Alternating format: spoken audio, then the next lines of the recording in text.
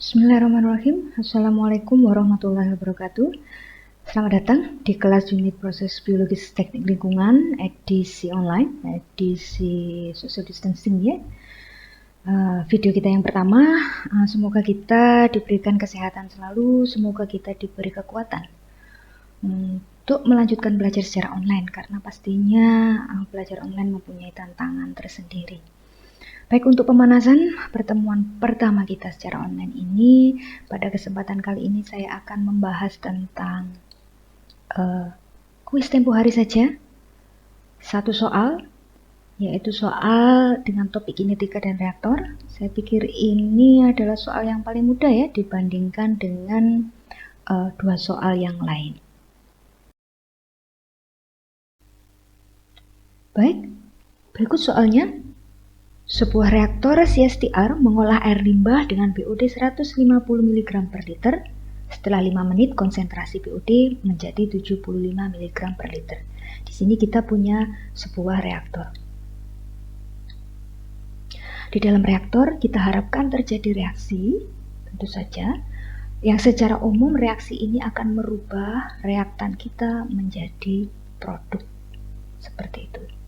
Kemudian, dalam hal ini, reaktan kita adalah BOD. BOD yang pada awalnya konsentrasinya adalah 150 mg per liter, setelah beberapa saat terkonversi menjadi produk apapun itu, sehingga setelah 5 menit yang tersisa adalah 75 mg per liter. Baik, kita lanjutkan. Jadi kita mempunyai reaktor CSTR. Reaktor pertama kita adalah CSTR. Kemudian BOD yang masuk adalah 150 mg, kita anggap ini sebagai reaktan awal, yaitu 150 mg per liter. Kemudian setelah 5 menit, artinya waktu tinggal dalam reaktor 5 menit, BOD yang tersisa yang keluar dari reaktor adalah 75 mg per liter. Kita anggap ini adalah konsentrasi akhir dari reaktan, 75 mg per liter. Pertanyaannya adalah, jika reaksi berjalan dengan orde 1, kemudian yang ditanyakan berapakah koefisien laju reaksinya. Bagaimana menghitungnya? Sebentar lagi kita bahas, kita pahami dulu soal berikutnya. Kemudian jika reaktor ini diserikan dengan reaktor PFR, jadi kita punya PFR setelah CSTR ini. Reaktor kedua kita adalah PFR, yang diketahui adalah bahwa reaksinya juga orde 1. Konstanta laju reaksinya dianggap sama dengan konstanta laju reaksi di reaktor pertama kita, CSTR kita. Yang ditanyakan berapakah konsentrasi efluen PFR? Jadi yang ditanyakan adalah berapa konsentrasi efluen dari PFR ini. Di efluen pertama, jadi volume dari reaktor kedua dianggap sama dengan volume dari reaktor pertama. Artinya apa? Bahwasannya waktu tinggal di PFR itu juga sama dengan waktu tinggal di CSTR. Bagaimana caranya untuk mendapatkan angka-angka ini? Persamaan mana yang tepat kita pakai? Kalau kita masih ingat bahwa pada saat latihan soal tempo hari kita merangkumkan persamaan desain berbagai macam reaktor pada berbagai macam skenario orde reaksi. Nah, pada soal ini kita punya CSTR, ya, di reaktor pertama kita itu adalah reaktor CSTR.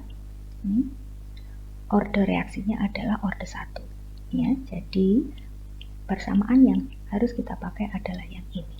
Kemudian kita punya reaktor kedua, reaktor PFR, jadi persamaan yang kita pakai adalah yang ini karena ordenya sama-sama orde 1. Untuk reaktor CSTR yang ditanyakan adalah konstanta laju reaksi. Dari persamaan ini konstanta laju reaksinya adalah K.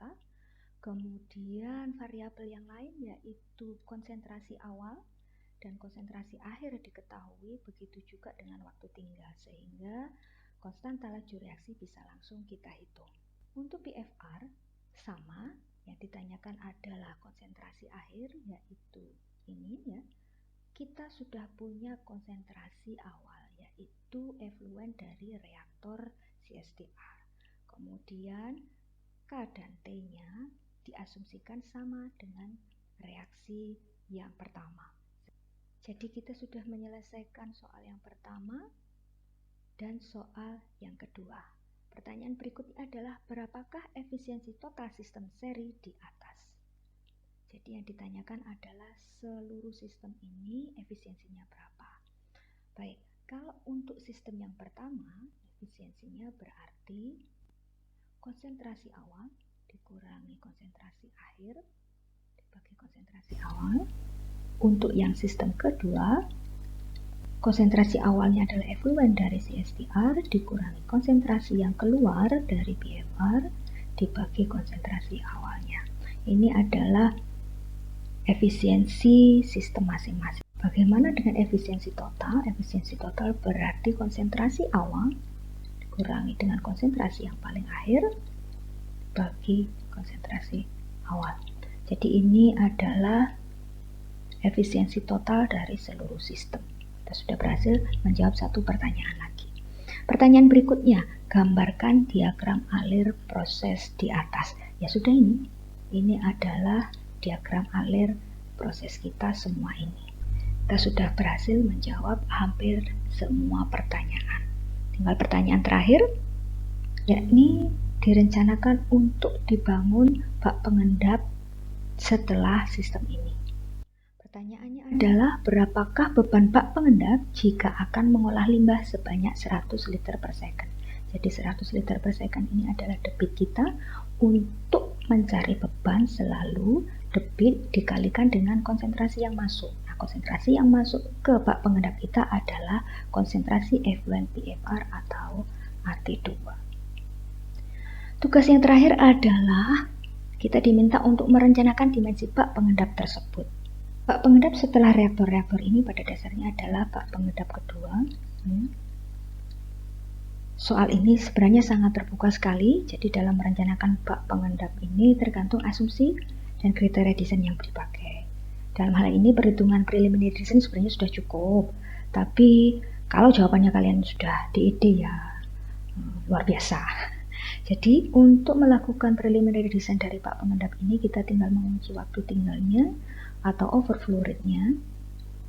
Kemudian karena kita juga sudah punya Q, akhirnya dimensi kita bisa kita rencanakan dengan mudah. Demikian pembahasan soal kita kali ini.